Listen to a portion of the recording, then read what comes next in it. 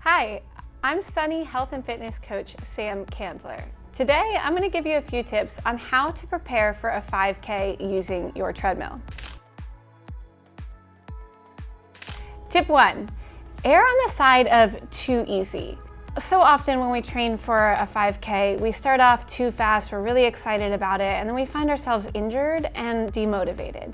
If we start a little bit easy and allow yourself a chance to build up in your training, you'll find that not only can you stay injury-free, but you're also going to enjoy the process.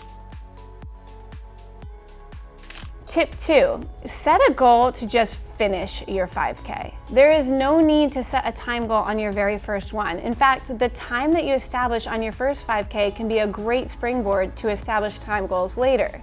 But for your first one, just focus on getting across that finish line. Tip 3, employ running and walking as part of your training. So often we think of a 5K as just a running event, but running and walking is hugely valuable to keep your body healthy and to make things fun and achievable. You could try setting specific walk and run intervals, which are great on a treadmill. Tip 4, consider progression training. In progression training, that's where we start off a little bit slower, and as we gain the time and the distance, we start to increase our speed. So I'm not talking about this happening over time, I'm talking about this happening in one workout. We start a little bit slower, we build our speed as we go. Mentally, it's a huge win, and physically, we're teaching your body how to keep going when you get tired. Tip 5, strength train in order to help strengthen your muscles and also balance out the muscles that support our running muscles.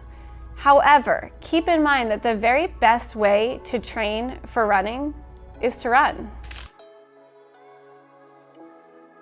Tip 6, actually book the race you're going to run.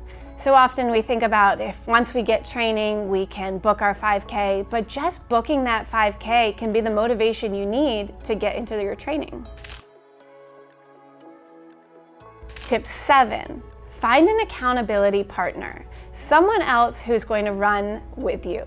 Doesn't have to be at the same time, they do not have to be on the treadmill beside you, but someone else who is going to show up on the same day and get their workout in too. That way you can keep each other motivated. Our next 3 tips are about how to prepare on the actual day of the race. Tip number 1, and this is very, very important, do not try new foods before you race. That can upset your stomach and lead to some very unpleasant circumstances. Instead, stick to the foods you use during training.